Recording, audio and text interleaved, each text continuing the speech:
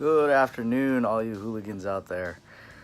So today I was having a good talk with my dad, and there was a subject that I wanted to touch upon that I hold near and dear to my heart for many different reasons. And I feel it's important because I am in an artistic medium with film and television and narrative storytelling, and I kind of feel like there's a lot of mixed messages that have been going around all over the place.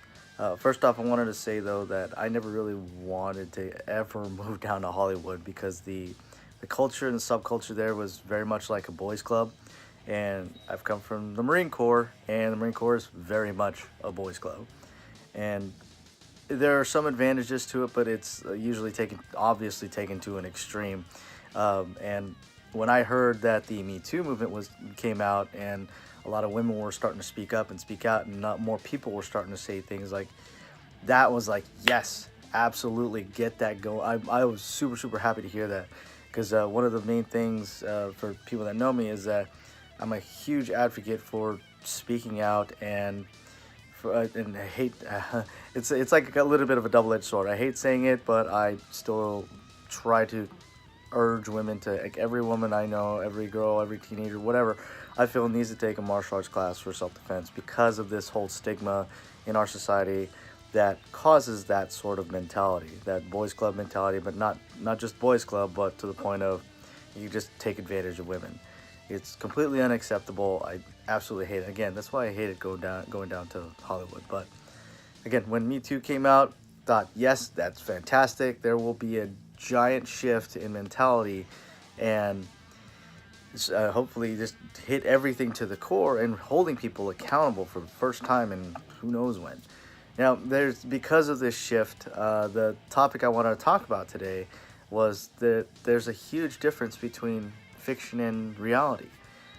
Now, the Me Too movement is a reality-based, or is a movement based in reality. It is a real thing that is going on today, and has been going on for way too long.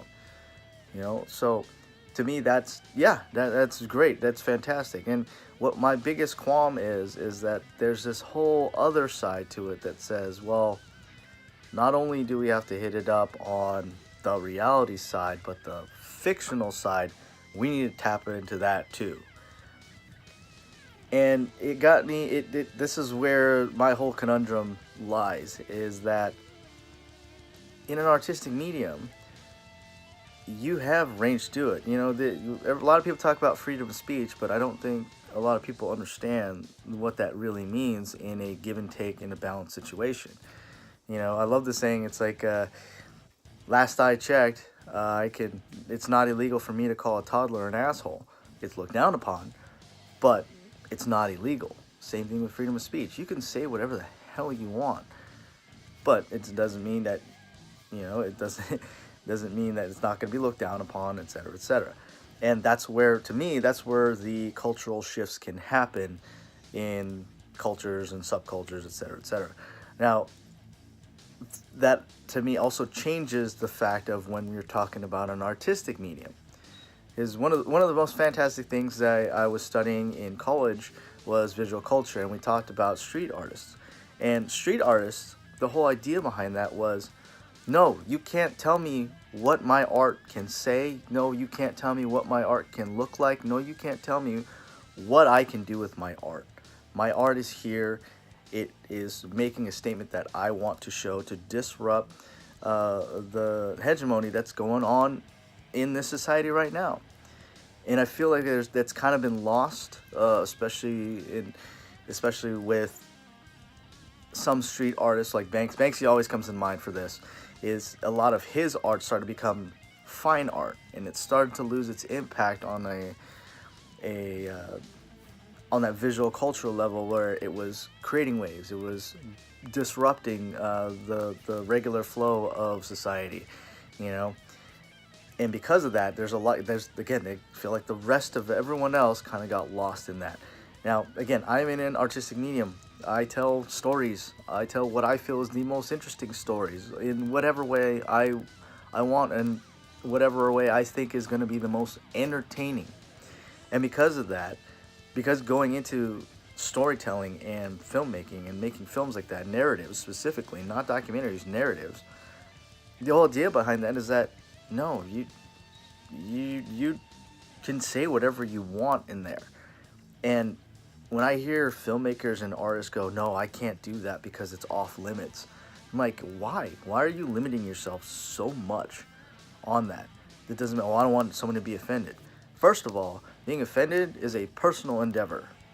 I could say I am offended by mint chocolate chip ice cream because the color and the mixture and the texture and the taste, all these reasons. And when I was a kid, I had this horrible, horrible incident that screwed me over, and now I can't. Every time I hear mint chocolate chip ice cream, I have a PTSD moment. Anybody can say that. Was that the intention to hurt somebody who was going to get offended? No. But that's how a lot of people are taking it. And to me, again, that's where this huge underlying, like, this growing problem is. It's like people are trying to say you can't do this in an artistic medium. You can't do this in an artistic way because you're gonna step on toes. You're gonna da da da da. I'm like, that was the whole, like, a lot of art was meant to do that to begin with. And if you're complaining about stuff like that and you find yourself offended by certain movies and things like that, one, don't go see it. Two, find out the roots of that.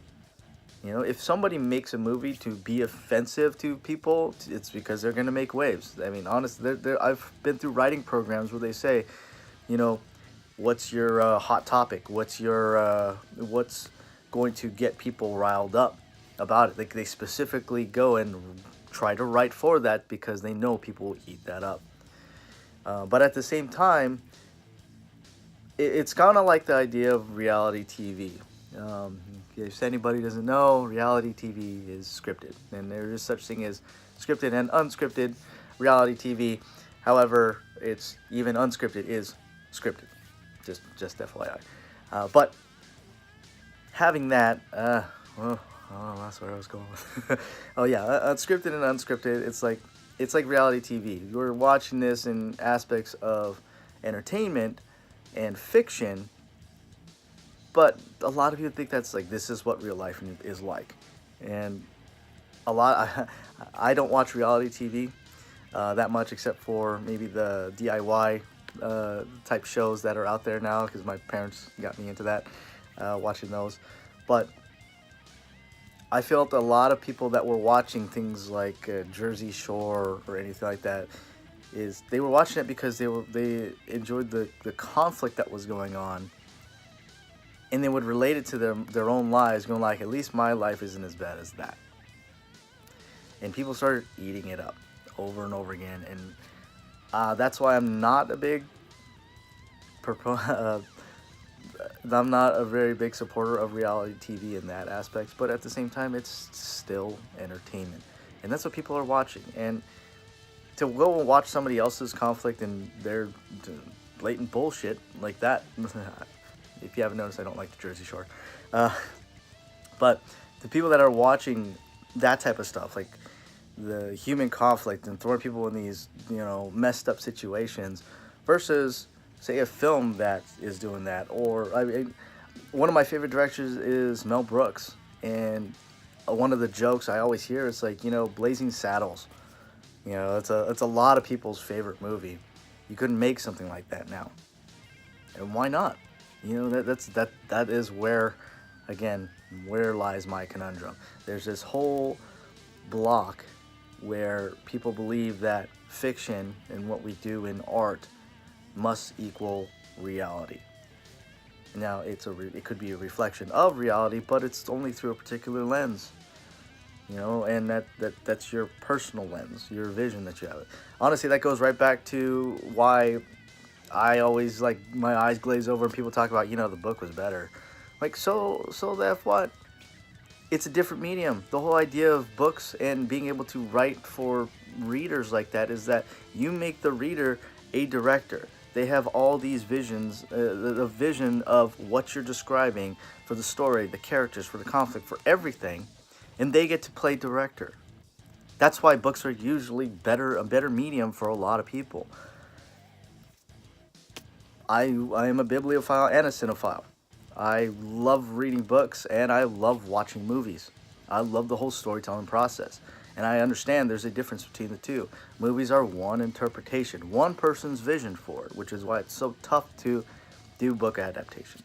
Anyway, but the whole point of this whole big old rambling of it, it's like people are not understanding the differences, I think.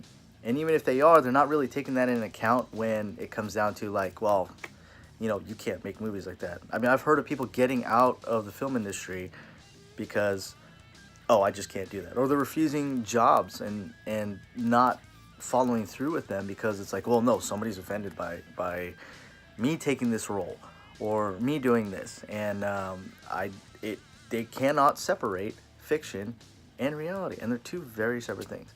Anyway, that's my rant. Fiction versus reality. It's an ongoing topic, and again, this is just my opinion of it because I am in an artistic medium and I feel that backlash, and I'm not just talking about the backlash from like Me Too or anything like that. What I'm talking about is the backlash of that shifted mentality where it just seemed like people aren't understanding the differences when it comes to that proponent. Like I said, if you've really had a actual real life situation where you were taken advantage of, report it, please. Go talk to somebody. There are numbers that you can call. There are people that you can contact that will help you out, and please do so. And this is not saying when it comes to movies and stuff that's some sort of exception, because if that's happening on the real and not as not agreed upon and not discussed in an artistic matter, then you need to report it, like absolutely. And I think that's another reason why it's kind of hard to tell like what extent. And I know back in the days when directors and producers would hide certain things from actors so then they get a genuine reaction is kind of not done anymore. And I think it can be good and bad because certain scenarios it would be good, like the whole scene with in Alien with the alien popping out of his chest, and everyone is like, "What the hell?" And those were genuine reactions, and to me that's like beautifully artistic because it was real, and it absolutely was real. They used that take. They had multicams through that, so it got everybody's reaction. It was fantastic. But if you're doing things like, oh, well, we're going to say do a rape scene, but I didn't tell my actress that they're going to strip her down or something like and forcefully strip her down, and I told my actor that I just put her arm behind her back or something, I don't know, something like that to control, and you didn't let them know, that's a big no-no. That's a huge no-no. If you're not making your actors feel comfortable, especially in high intense, high emotional state scenarios, then you are in the wrong. But again, I guess that's where the whole where do we draw the line is been getting mixed up. Anyway, again, that's my rant. Hopefully you guys have a better day and stay dry if it rains anywhere.